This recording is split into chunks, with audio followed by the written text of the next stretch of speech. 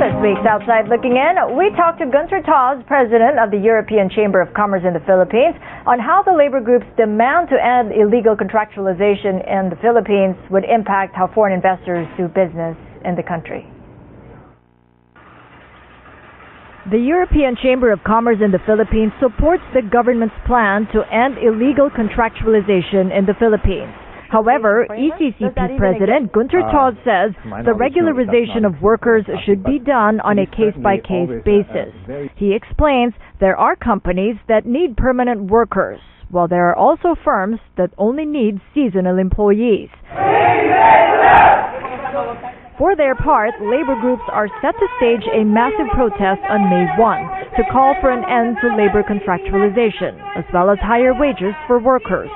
They are urging President Duterte to make good on his campaign promise to end labor contracting and sign an executive order securing workers' tenure. Magsasampung taon na kami, mag-iisang dekada na kami, hanggang ngayon, contractual pa rin kami. Dapat last week pa, pipirmahan na daw yung EO para dun sa end contractualization. Sana na bumabor siya dun sa mga kawani ng gobyerno na tapusin na talaga yung contractualization. Kasama sa panawagan ng pagtaas ng sahod. But Taws asserts the country has enough laws to protect workers, and what the government lacks is proper implementation.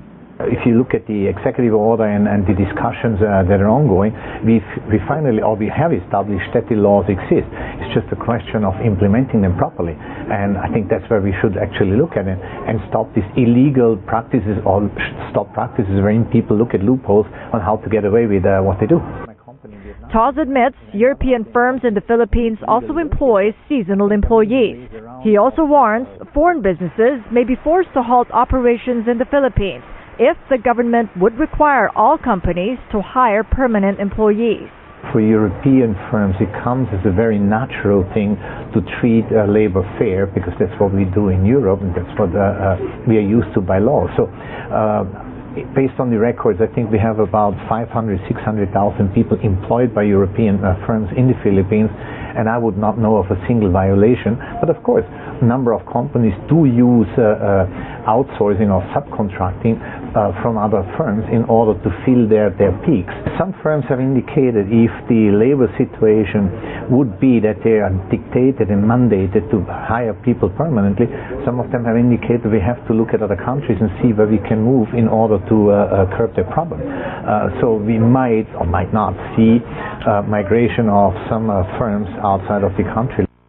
According to Taws, European firms employ more than 500,000 workers in the Philippines. Gunter will join us again next week for more insights on Outside Looking In.